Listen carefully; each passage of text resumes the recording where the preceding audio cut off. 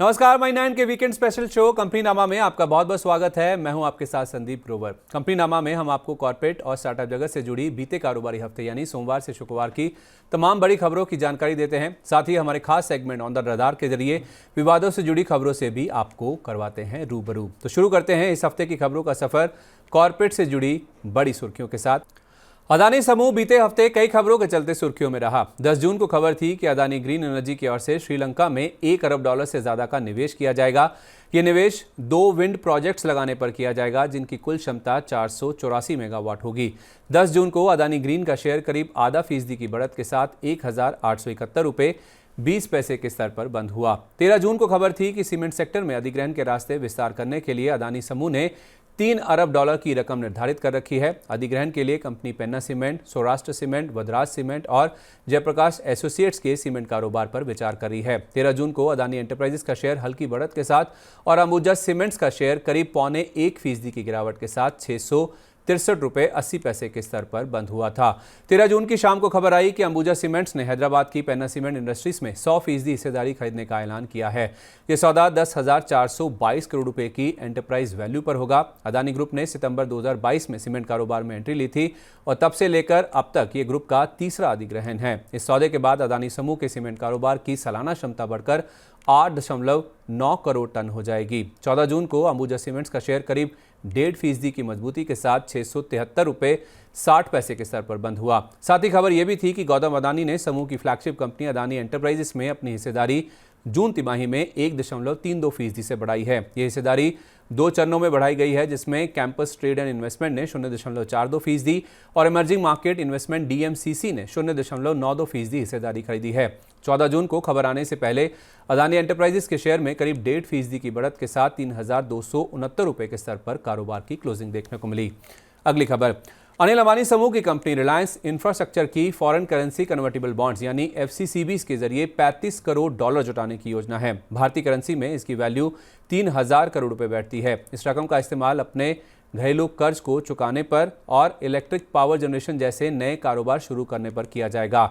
के रेटिंग्स के मुताबिक इस कंपनी पर 2,253 करोड़ रुपए के टर्म लोन और 700 करोड़ रुपए के NCDs का बकाया है। 10 जून को रिलायंस इंफ्रा का शेयर 11% की बढ़त के साथ 186 रुपये 20 पैसे के स्तर पर जाकर बंद हुआ। अगली खबर, फिनटेक कंपनी पेटीएम की पेरेंट कंपनी 197 कम्युनिकेशंस लिमिटेड अपने कारोबार की रिस्ट्रक्चरिंग कर रही है और इस कड़ी में कई कर्मचारियों की छटनी भी की गई है। हालांकि इस बार कंपनी ने निकाले गए कर्मचारियों की संख्या का खुलासा नहीं किया है, पर यह जरूर बयान जारी कर बताया है कि वो अपने एक्स एम्प्लॉयज को नौकरी दिलाने में मदद कर रही है। इसके लिए कंपनी ऐसी करीब 30 कंपनियों के कांटेक्ट में है जो अभी हायरिंग कर रही हैं। कंपनी ने कुछ दिन पहले ही साफ कर दिया था कि वो अपने बिजनेस को रिस्ट्रक्चर करेगी और AI को अपने कारोबार में शामिल करेगी। इसके बाद से ही कंपनी में लगातार छटनी का दौर चल रहा है। मार्च तिमाही में कंपनी के कर्मचारियों की संख्या तिमाही आधार पर करीब 3500 घटकर 36,521 रह गई थी। साथ ही मई में कंपनी का UPI मार्केट शेयर लगातार चौथे महीने घटकर 8% पर पहुंच गया है। 10 जून को पेटीएम का शेयर 2% की बढ़त के साथ 389 रुपये के स्तर पर बंद हुआ। 13 जून को खबर थी कि कंपनी ने सैमसंग के साथ पार्टनरशिप की है। भारत में सैमसंग वॉलेट में ट्रैवल और एंटरटेनमेंट सर्विसेज लाने के लिए दोनों कंपनियों ने साझेदारी की है। 13 जून को पेटीएम के शेयर में 7.5% की मजबूती के साथ 432 रुपये 90 पैसे के स्तर पर कारोबार की समाप्ति हुई। हालांकि इंटरडे में शेयर 439 रुपये तक भी उछल गया था। 14 जून को खबर थी कि RBI की ओर से 15 मार्च से पेटीएम पेमेंट्स बैंक पर प्रतिबंध लगाने के बाद फास्टैग टोल पेमेंट में अब पेटीएम पेमेंट्स बैंक यानी PPBL की हिस्सेदारी घटकर मामूली 2% रह गई है। जनवरी में यह हिस्सेदारी करीब 16% थी। पेटीएम पेमेंट्स बैंक के बंद होने के बाद नए जारी होने वाले फास्टैग में से 25 से 30% HDFC बैंक की तरफ से जारी किए जा रहे हैं। 14 जून को पेटीएम का शेयर 1% से ज्यादा गिरकर 423 रुपये 60 पैसे के स्तर पर बंद हुआ। अगली खबर, सोमवार 10 जून को क्रोनॉक्स लैब साइंसेज के IPO के तहत जारी शेयरों की लिस्टिंग हुई, जो कि अच्छी रही। NSE पर क्रोनॉक्स लैब्स का शेयर 164 रुपये 95 पैसे के भाव पर लिस्ट हुआ, जो कि इशू प्राइस से 21.3% प्रीमियम पर है, क्योंकि इस IPO का इशू प्राइस 136 रुपये प्रति शेयर था। दरअसल इस IPO को निवेशकों से रिस्पांस काफ़ी शानदार मिला था। यह IPO कुल 117 गुना से ज़्यादा सब्सक्राइब हुआ था, जिसमें NI का हिस्सा 302 गुना, QIB का कोटा 89 गुना और रिटेल का हिस्सा 52 गुना से ज़्यादा भरा था। लेकिन इतने अच्छे रिस्पांस के बावजूद लिस्टिंग के बाद शेयर में कोई पोस्ट बाइंग इंटरेस्ट नहीं देखने को मिला। इस IPO से कंपनी ने कुल 30 करोड़ रुपए की रकम जुटाई है, जो कि प्योरली OFS यानी ऑफर फॉर सेल था। 10 जून को कारोबार की समाप्ति पर क्रोनॉक्स लैब साइंसेज का शेयर 159 रुपये 90 पैसे के स्तर पर बंद हुआ, जो कि 164 रुपये 95 पैसे की ओपनिंग प्राइस से करीब 3% नीचे है, पर 136 रुपये के इशू प्राइस से करीब 17.5% के प्रीमियम पर है। अगली खबर, बीते वीकेंड पर खबर थी कि बाबा रामदेव की पतंजलि आयुर्वेद लिमिटेड यानी PAL की अपने नॉन फूड कारोबार को पतंजलि फूड्स में मर्ज करने की योजना है। माना जा रहा है कि यह मर्जर PAL के नॉन फूड कारोबार के वैल्यूएशन से 80 से 90% डिस्काउंट पर हो सकता है। 10 जून को पतंजलि फूड्स का शेयर 5% से ज़्यादा की मजबूती के साथ 1473 रुपये के स्तर पर बंद हुआ। हालांकि शेयर का इंटरडे हाई 1509 रुपये था। अगली खबर, देश की दूसरी सबसे बड़ी टेलीकॉम कंपनी भारती एयरटेल ने 2012 और 2015 में खरीदे गए स्पेक्ट्रम से जुड़ी बकाया रकम का पूरा भुगतान कर दिया है। कंपनी ने डिपार्टमेंट ऑफ टेलीकम्युनिकेशंस यानी DOT को 7,904 करोड़ रुपए की रकम चुका दी है। इस कदम से कंपनी के ब्याज खर्च में कमी होगी, क्योंकि 2012 के स्पेक्ट्रम बकाये पर 9.5% और 2015 वाले पर 10% का ब्याज शामिल था। वित्त वर्ष 2024 में भी कंपनी ने 2015 में खरीदे गए स्पेक्ट्रम से जुड़े 16,349 करोड़ रुपए के बकाये को समय से पहले ही चुका दिया था। खबर आने से पहले 14 जून को भारती एयरटेल का शेयर 1/4% की बढ़त के साथ 1,429 रुपये 40 पैसे के स्तर पर जाकर बंद हुआ था। अगली खबर, सोमवार 10 जून को ग्लोबल इन्वेस्टमेंट फर्म ब्लैकस्टोन ने एम्फेसिस के NSE पर बल्क डील के जरिए 15.1% हिस्सेदारी की बिकवाली की है। 2,363.37 पैसे प्रति शेयर के औसत भाव पर 6,735.6 करोड़ रुपए में यह हिस्सेदारी बेची गई है। ब्लैकस्टोन की सहयोगी कंपनी BCP टॉपको 9 के जरिए ये हिस्सेदारी बेची गई है। इस सौदे में कोटक म्यूचुअल फंड ने 1,121 करोड़ रुपए में 2.5% हिस्सेदारी, मॉर्गन स्टैनली एशिया सिंगापुर ने 526 करोड़ रुपए में 1.2% हिस्सेदारी और सोसाइटी जनरल ने 2,363 रुपए के दाम पर 251 करोड़ रुपए में 0.56% हिस्सेदारी खरीदी है। 10 जून को एम्फेसिस का शेयर 3% की गिरावट के साथ 2,398 रुपए पर बंद हुआ। हालांकि इंटरडे में शेयर 2,352 रुपए 60 पैसे तक भी फिसल गया था।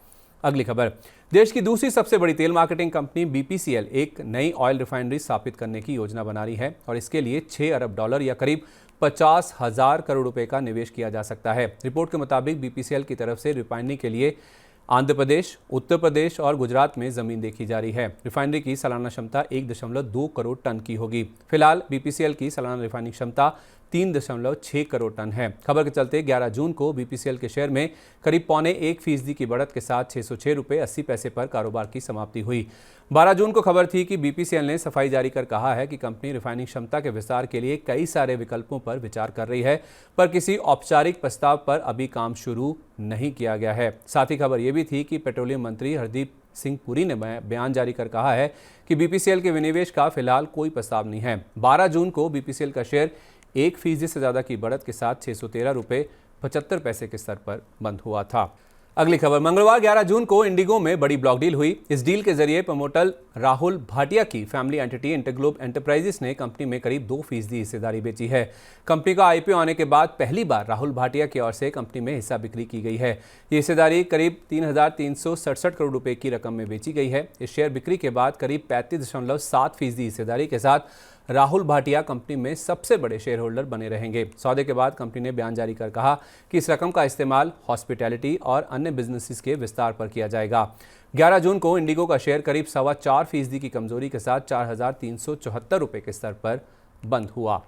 अगली खबर, अनिल अंबानी समूह की कंपनी रिलायंस पावर के शेयर में मंगलवार 11 जून को 10% का अपर सर्किट लग गया था। दरअसल ये कंपनी डेट फ्री यानी कर्ज मुक्त हो गई है।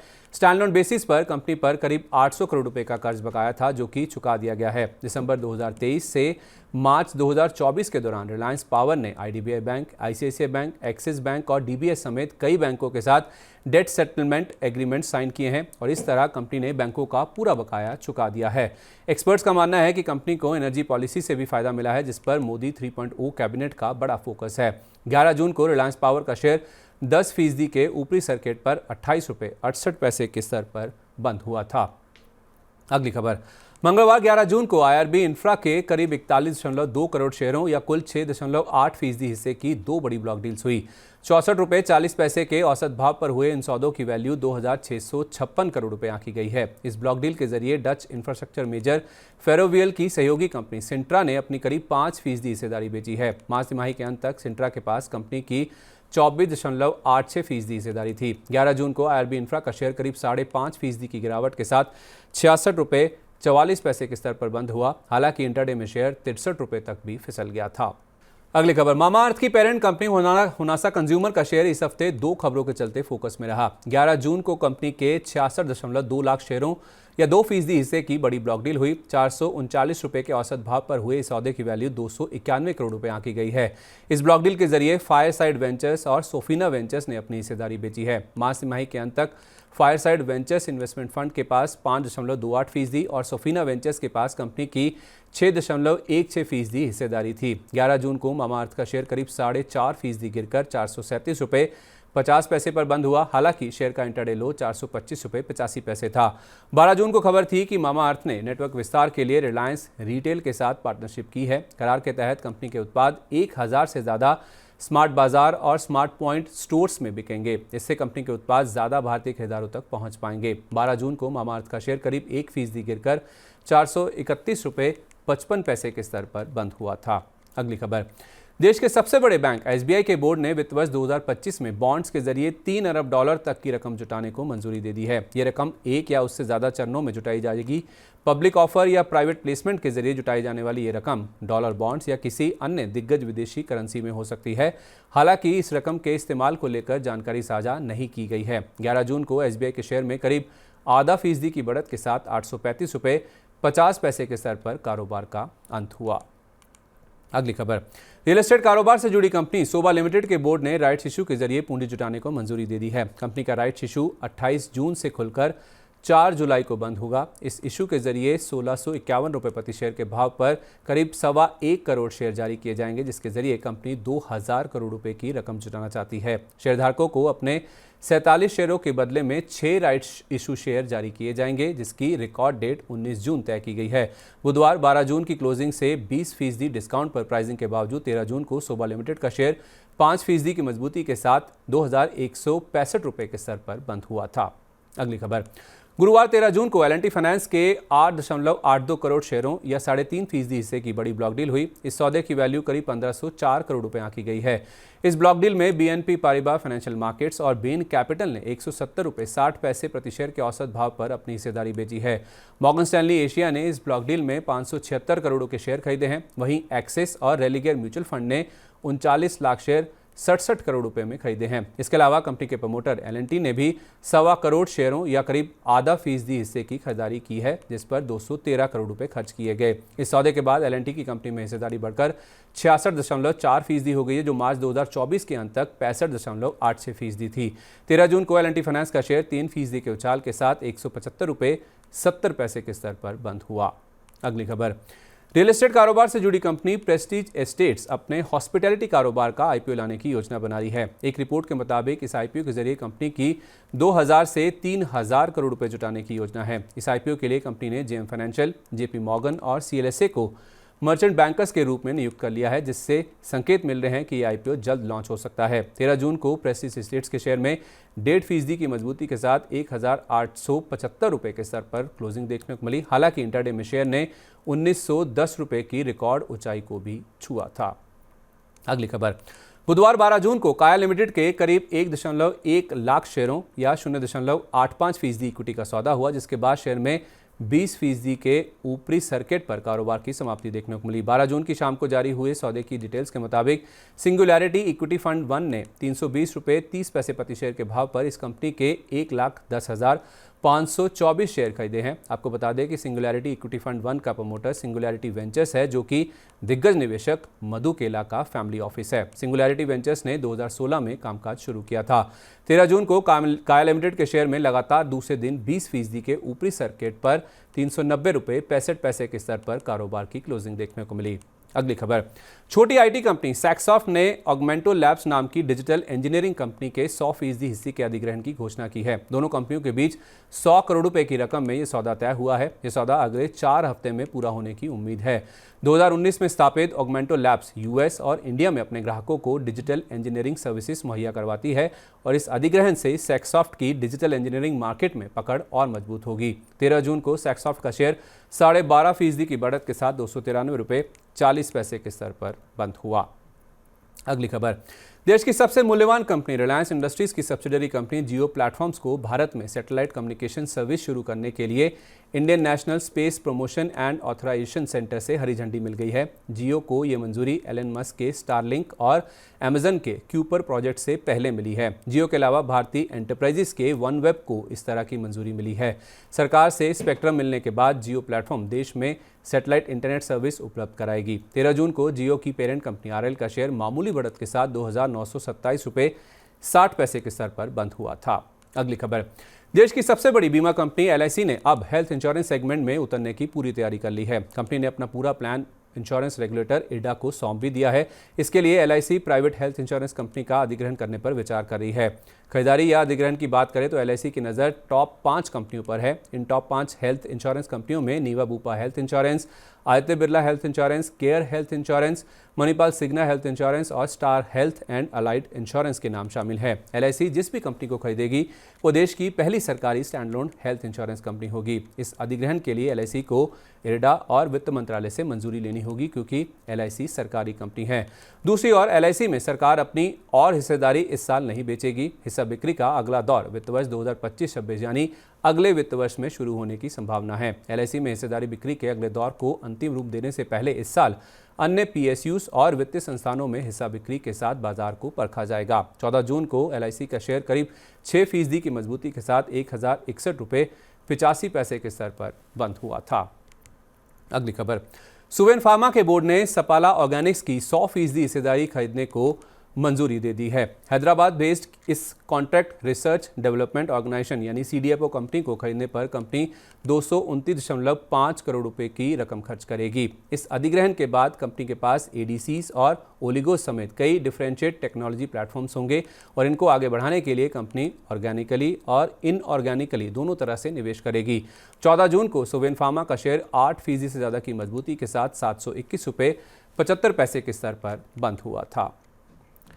तो ये थी बीते कारोबारी हफ्ते की कॉर्पोरेट जगत से जुड़ी बड़ी सुर्खियां। लेकिन अब रुख करते हैं कॉर्पोरेट जगत की ऐसी खबरों का जिनमें कोई ना कोई विवाद जुड़ा हुआ है, हमारे खास सेगमेंट ऑन द रडार के जरिए।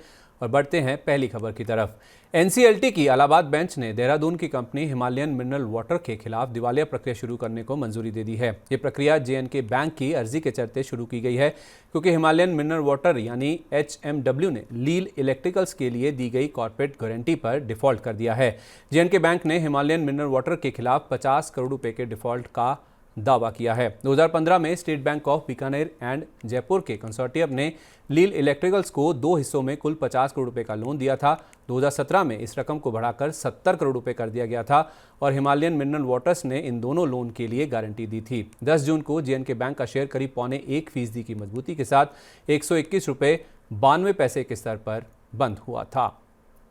अगली खबर, central bank of India Wadia समूह की कंपनी वाडिया रियल्टी की जमीन की नीलामी करने जा रहा है। थाने के गोडबंदर रोड पर स्थित 94 एकड़ से ज्यादा की जमीन के लिए 1,965 करोड़ रुपए का रिजर्व प्राइस तय किया गया है। नीलामी से मिली रकम से बैंक की वाडिया समूह की दिवालिया एयरलाइन कंपनी गो फर्स्ट को दिए गए लोन की भरपाई करने की योजना है। दरअसल वाडिया रियल्टी ने गो फर्स्ट के लोन के लिए कॉर्पोरेट गारंटी दे रखी थी। 22 जुलाई को होने वाली इस नीलामी के जरिए 3,918 करोड़ रुपए के बकाये का कुछ हिस्सा रिकवर करने की बैंक की योजना है। 10 जून को सेंट्रल बैंक ऑफ इंडिया का शेयर करीब 0.25% गिरकर 64 रुपये 30 पैसे पर और बॉम्बे बर्मा का शेयर करीब 0.1% की गिरावट के साथ 1,586 रुपये के स्तर पर बंद हुआ था।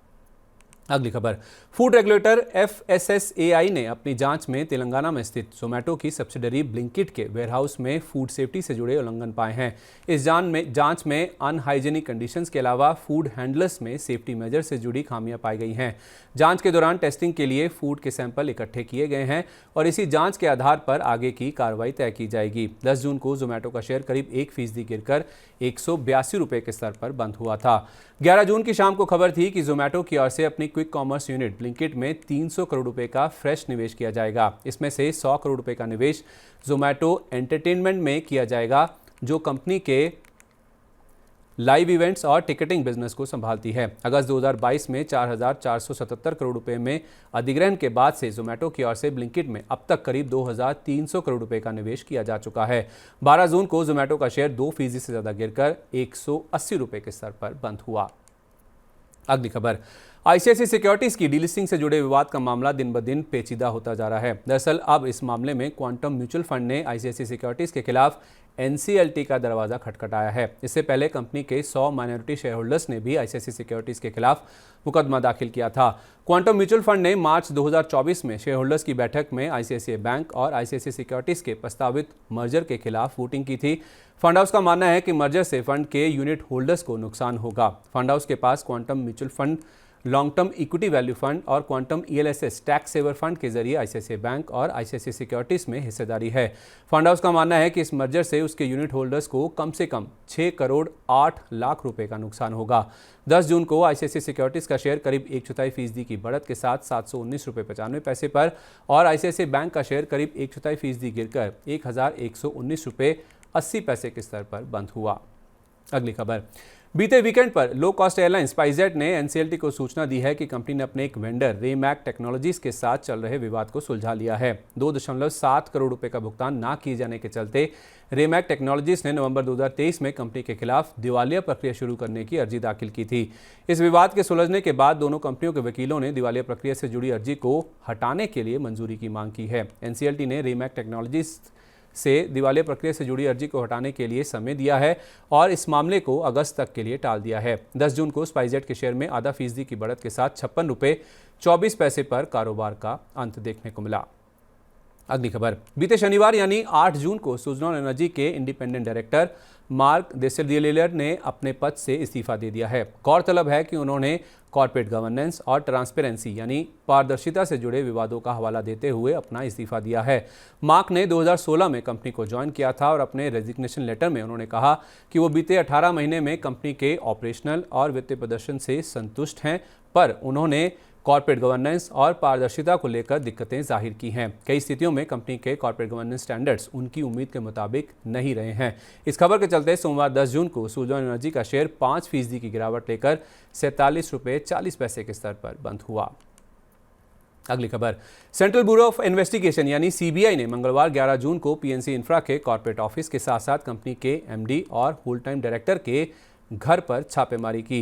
यही नहीं, सीबीआई ने रिश्वत लेने के मामले में कंपनी के कर्मचारियों को गिरफ्तार भी किया है। मीडिया रिपोर्ट्स के मुताबिक सीबीआई ने एनएचएआई के 2 अधिकारियों को पीएनसी के कर्मचारियों से मध्य प्रदेश में 10 लाख रुपए की रिश्वत लेते हुए पकड़ा है। ये रिश्वत एनएचएआई के झांसी खजुराहो प्रोजेक्ट का फाइनल अप्रूवल, एनओसी और फाइनल बिल की प्रोसेसिंग से जुड़ा है।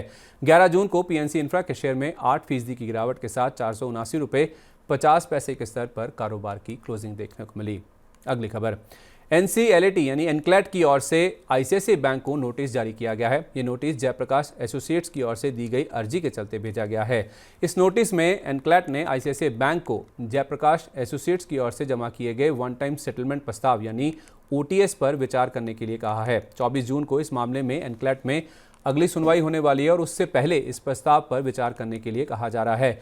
ओटीएस को मंजूर किए जाने की स्थिति में जेपी एसोसिएट्स के वकील ने 18 हफ्तों में पूरी रकम चुकाने का प्रस्ताव जमा किया है। जेपी एसोसिएट्स के कर्जदाताओं ने कंपनी के ओटीएस को ये कहकर ठुकरा दिया कि कंपनी पर 26,000 करोड़ रुपए से ज्यादा का बकाया है। 12 जून को जेपी एसोसिएट्स का शेयर 5% के ऊपरी सर्किट पर 10 रुपये 32 पैसे के स्तर पर बंद हुआ। वोडाफोन आइडिया का शेयर इस हफ्ते 2 से 3 खबरों के चलते फोकस में रहा। 11 जून को खबर थी कि 13 जून को कंपनी की बोर्ड बैठक होने वाली है, जिसमें इक्विटी शेयर जारी कर पूंजी जुटाने पर विचार किया जाएगा। इस खबर के चलते 11 जून को वोडाफोन आइडिया का शेयर 3% की मजबूती लेकर 16 रुपये 28 पैसे के स्तर पर बंद होता हुआ नजर आया। 12 जून को खबर थी कि वोडाफोन आइडिया की ओर से नोकिया और एरिक्सन का बकाया चुकाने के लिए शेयर जारी किए जा सकते हैं।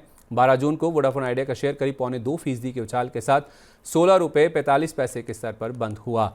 13 जून को खबर आई कि वोडाफोन आइडिया के बोर्ड ने 14 रुपये 80 पैसे के दाम पर नोकिया और एरिक्सन को 2,458 करोड़ रुपए के 166 करोड़ प्रेफरेंशियल शेयर्स जारी करने की मंजूरी दे दी है। इसमें से Nokia solutions and networks 102 crore share 1520 crore रुपए में और एरिक्सन इंडिया को 938 करोड़ रुपए में 63.37 करोड़ शेयर जारी किए जाएंगे। अलॉटमेंट का दाम मौजूदा भाव से डिस्काउंट पर है, पर 11 रुपए के एफपीओ प्राइस से करीब 35% के प्रीमियम पर है। 13 जून को वोडाफोन आइडिया का शेयर करीब 2% से ज़्यादा गिरकर 16 रुपये 8 पैसे पर बंद हुआ और इंटरडे में शेयर 16 रुपये तक भी फिसल गया था। अगली खबर, अरविंद के कर्मचारियों ने कंपनी के गुजरात में स्थित संतेज प्लांट में चल रही हड़ताल को वापस ले लिया है। कर्मचारियों की ओर से वेतन बढ़ोतरी की मांग के चलते हड़ताल की गई थी। हालांकि इस हड़ताल को लेबर कोर्ट ने गैर कानूनी घोषित कर दिया है। 22 मई को कंपनी ने हड़ताल के बारे में सूचना दी थी। इस हड़ताल के चलते कंपनी का आकलन था कि वित्त वर्ष 2024 की आय पर 180 से 200 करोड़ रुपए और कामकाजी मुनाफे पर 60 से 65 करोड़ रुपए का असर हो सकता है। 13 जून को अरविंद का शेयर करीब 1% की बढ़त के साथ 379 रुपये 80 पैसे के स्तर पर बंद हुआ। हालांकि दिन के दौरान शेयर 3% तक भी उछल गया था। तो कॉर्पोरेट जगत से जुड़ी इस हफ्ते की तमाम बड़ी खबरें हमने आपके सामने रख दी हैं। अब आगे बढ़ते हैं और बात करते हैं स्टार्टअप स्पेस की। स्टार्टअप अपडेट में आपको ले चलते हैं पहली खबर की तरफ। एनसीएलटी ने एडटेक प्लेटफॉर्म बायजूस का संचालन करने वाली कंपनी थिंक एंड लर्न को 11 मई को शुरू हुए राइट्स इशू पर आगे बढ़ने से रोक दिया है। एनसीएलटी ने इस मामले में यथास्थिति बनाए रखने यानी स्टेटस को मेंटेन करने का निर्देश दिया है। एनसीएलटी की बेंगलुरु बेंच ने 12 जून को जारी आदेश में बायजूस से राइट्स इशू की पहली किस्त के तहत 2 मार्च को शेयर आवंटित किए जाने से पहले और बाद के अपने शेयरधारकों का पूरा ब्यौरा देने के लिए कहा है। अगली खबर, इलेक्ट्रिक 2 व्हीलर बनाने वाले स्टार्टअप एथर एनर्जी के प्रमोटर्स तरुण मेहता और स्वप्निल जैन कंपनी में हिस्सेदारी बढ़ाने जा रहे हैं। फ्रेश पूंजी डालकर प्रमोटर्स कंपनी में 6 से 7% हिस्सेदारी बढ़ाने वाले हैं। माना जा रहा है कि इक्विटी फंडिंग की ये प्रक्रिया अगले कुछ हफ्तों में पूरी हो सकती है।